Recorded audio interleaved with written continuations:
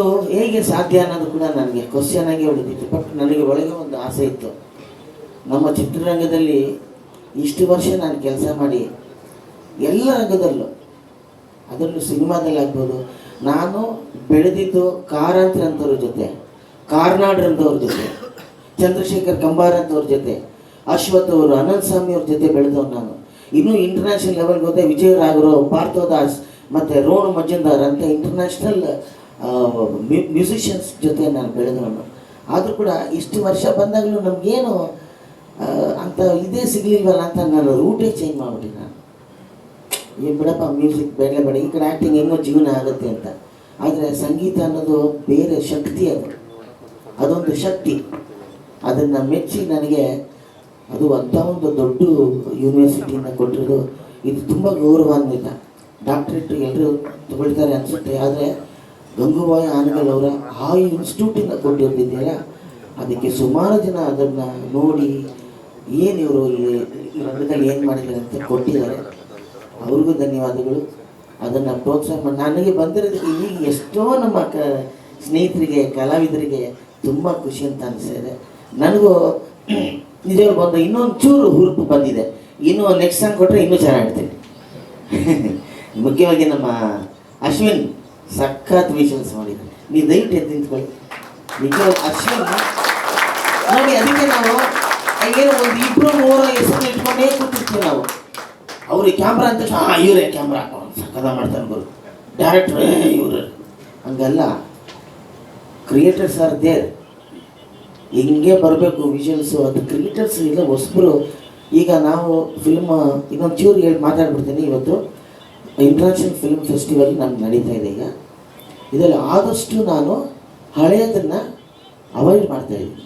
ಆದಷ್ಟು ಹಳೆಯದು ಅಂದರೆ ಮಾಡಿದ್ದೇ ಮಾಡಬೇಕು, ಹೇಳಿದ್ದೇ ಹೇಳ್ತಾ ಇರಬೇಕು, ಅದೇ ಇದು ಬೇಡ ಅಂಥೇಳಿ ಈ ಸಲ AI ಆರ್ಟಿಫಿಷಿಯಲ್ ಇಂಟೆಲಿಜೆನ್ಸ್ ಅಲ್ಲಿ ಎಂಥ ಯುವಕರನ್ನ ಅಂದರೆ ಯಂಗ್ಸ್ಟರ್ಸ್, ಬ್ಯಾಂಗ್ಳೂರದನ್ನೇ IT ಹಬ್ಬ ಸರ್ ಇದು. ಇಲ್ಲಿ ಎಂತೆಂಥ IT ಅಲ್ಲಿ ಇಂಟೆಲಿಜೆನ್ಸ್ ಅಂದರೆ ಈ ಶಾರ್ಟ್ ಫಿಲ್ಮ್, ಅದಕ್ಕೆ ಅಂತಲೇ ಒಂದು ಯೂನಿಟ್ ನಾನು ರೆಡಿ ಮಾಡಿದ್ದೀವಿ. ಎಲ್ಲ ಒಂದು ಯಂಗ್ಸ್ಟರ್ಸ್ ಬರ್ಬೋದು, ಅವರ ಏನಿದೆ ಟ್ಯಾಲೆಂಟ್ ಇದೆ ಅದನ್ನು ತೋರಿಸ್ಬೇಕು. ಜೊತೆಗೆ ಶಾರ್ಟ್ ಫಿಲ್ಮ್ ಅನ್ನೋದನ್ನೇ ನಾವು ಬೇರೆ ಇಟ್ಕೊಂಡಿದ್ದೀವಿ. ಶಾರ್ಟ್ ಫಿಲ್ಮ್ ಇದೆ, AI ಇದೆ. ಅದರಿಂದ ನೀವೆಲ್ಲ ಯಂಗ್ಸ್ಟರ್ಸು ಒಂದಷ್ಟು ಸಿನಿಮಾಗಳು ರೆಡಿ ಮಾಡಿದರೆ ಅಥವಾ ಬಿಟ್ಸ್ ಮಾಡಿದರೆ, ಶಾರ್ಟ್ ಫಿಲ್ಮ್ ಮಾಡಿದರೆ ದಯವಿಟ್ಟು ನಮಗೆ ಕಳಿಸ್ಕೊಡಿ. ಅದಕ್ಕೆ ಸೆಪ್ರೇಟ್ ಒಂದು ವರ್ಗನೇ ನಾನು ಸೃಷ್ಟಿ ಮಾಡಿದ್ದೀವಿ.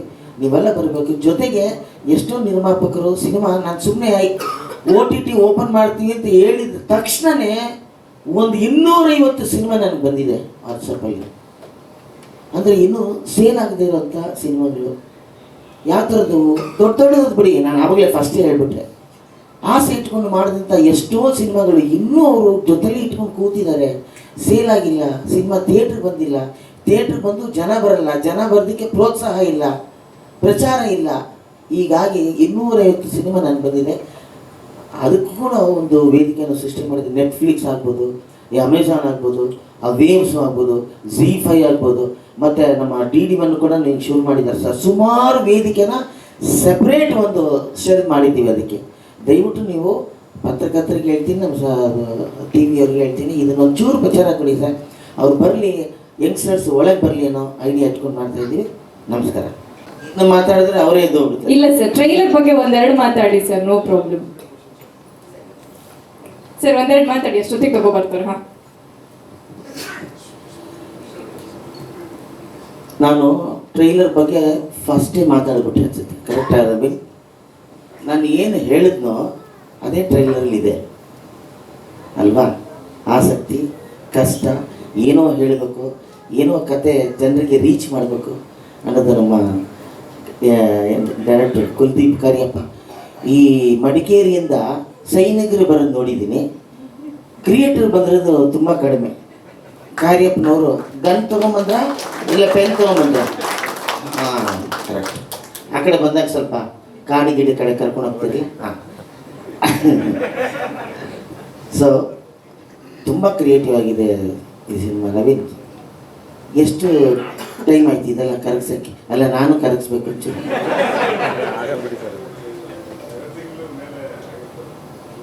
ಊಟ ಮಾಡಿದ್ರೆ ಇಲ್ಲಿ ಬರೀ ನೀರು ಕುಡಿದ್ರ?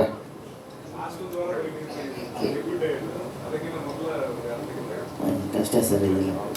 ನೀವು ಟ್ರೈ ಮಾಡಿ, ಕೇಳಿಸ್ಕೊಳ್ಳೋಕೆ ಮಾತ್ರ ನಾವು ಅದನ್ನು ಅನುಭವಿಸೋದಕ್ಕೆ ಅವ್ರು ಮಾತ್ರ ಕರೆಕ್ಟ್ ಅಲ್ವರ? ಅವ್ರಿಗೆ ಬಿಟ್ಬಿಡೋಣ ಅದು. ಮಾಡೋಣ ಅದೇ ಏನದು ನೋಡಿದವರು ಆಮೇಲೆ ಏನಂತಾರೆ ನೋಡ್ಕೊಂಡು. ನಾನು ಎಷ್ಟು ಕಮ್ಮಿ ಮಾಡಿದ್ದೀನಿ ಗೊತ್ತಾ ಸರ್? ನೋಡಿ ಎಲ್ಲ ಲೂಸ್ ಆಗ್ಬಿಟ್ಟಿದೆ ಶರ್ಟ್. ಈ ಸಿನಿಮಾಗೆ ನಿರ್ಮಾಪಕರಿಗೆ, ನಿರ್ದೇಶಕರಿಗೆ, ನಮ್ಮ ಅಶ್ವಿನ್ಗೆ ತುಂಬ ಚೆನ್ನಾಗಿ ಮಾಡಿದ್ದಾರೆ. ಈ ಥರ ಬೋಲ್ಡ್ ಹೀರೋಯಿನ್ಗಳು ಬೇಕು. ನಾನು ಎಲ್ಲ ವೇದಿಕೆ ಮೇಲೆ ಹೇಳ್ತಿರ್ತೀನಿ, ಹೀರೋಯಿನ್ಗಳನ್ನ ಕೇಳಿದ್ರೆ ಬೈಕ್ ಓಡಿಸ್ತೀಯಮ್ಮ ಅಂದರೆ ನಮ್ಮ ಅಣ್ಣ ಓಡಿಸ್ತೇನೆ, ಸ್ಕೂಟ್ರು ನಮ್ಮಮ್ಮ ಓಡಿಸ್ತಾರೆ, ಸ್ವಿಮ್ಮಿಂಗೆಲ್ಲ ಬರುತ್ತಾ ಇಲ್ಲ ಅದು ನಮ್ಮ ತಂಗಿ ಚಿಕ್ಕ ವಯಸ್ಸು ಅವಳು ಓಡುತ್ತೆ, ಈ ಥರ ಹೇಳ್ತಾ ಇರ್ತಾರೆ. ಕುದುರೆ ಓಡಿಸ್ತೀರಂದ್ರೆ ಇಲ್ಲ, ಬಟ್ ಸಿನಿಮಾಲ್ಲಿ ಮಾತ್ರ ಆ್ಯಕ್ಟ್ ಮಾಡಬೇಕು, ಬಬ್ಲಿ ಕ್ಯಾರೆಕ್ಟರ್ ಇರಬೇಕು, ಹಿಂಗೆ ಹೇಳ್ತಾ ಇರ್ತಾರೆ. ಆದರೆ ನೋಡಿ ಇದನ್ನು ಒಂದು ಕ್ರಿಯೇಟಿವ್ ಆಗಿ ತೊಗೊಳ್ತಿರಲ್ಲ, ಅದು ವೆರಿ ವೆರಿ ಇಂಪಾರ್ಟೆಂಟ್. ನಮ್ಮ ಸಿನಿಮಾ ರಂಗಕ್ಕೆ ಬೇಕದು. ಎಲ್ರಿಗೂ ಯಾರಾದರೂ ಹೆಸರು ಬಿಟ್ಟಿದ್ರೆ ಕ್ಷಮಿಸಿ, ಎಲ್ರಿಗೂ ಒಳ್ಳೇದಾಗಲಿ. ನಮ್ಮ ತುಂಬ ಚೆನ್ನಾಗಿ ಮಾಡ್ತಾರೆ. ನಾನು ಅದಕ್ಕೆ ನೋಡಿ ಅವಾಗಲೇ ಹೇಳ್ಬಿಟ್ಟೆ, ನಾನು ಹೀರೋಯಿನು ಗ್ಲ್ಯಾಮರು ಹಿಂಗೆ ಹುಡ್ಕೊಂಡು ಹೋಗ್ತಾ ಇರ್ತಾರೆ. ಅವ್ರು ವೇದಿಕೆ ಮೇಲೆ ನಿಂತುಬಿಟ್ರೆ ಅವರು ಆ್ಯಂಕರಿಂಗಲ್ಲಿ ಚಿಂದಿ ಉಡಾಯಿಸ್ಬಿಡ್ತಾರೆ. ಸುಮ್ಮನೆ ನಮ್ಮ ಭ್ರಮೆ ಅದರಲ್ಲೇ ಕೂತಿದ್ದೀವಿ ನಾವು. ವಾಪಸ್ ನಾನು ಹೊರಗಡೆ ಬರೋದೇ ಇಲ್ಲ ನಾವು ಅದರಿಂದನೇ ನಾವು ಇನ್ನೂ ಹಿಂಗೆ ಇದ್ದೀವಿ.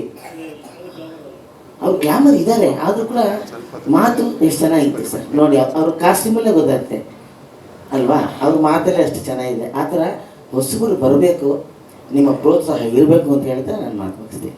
ಥ್ಯಾಂಕ್ ಯು ಸರ್, ಧನ್ಯವಾದಗಳು.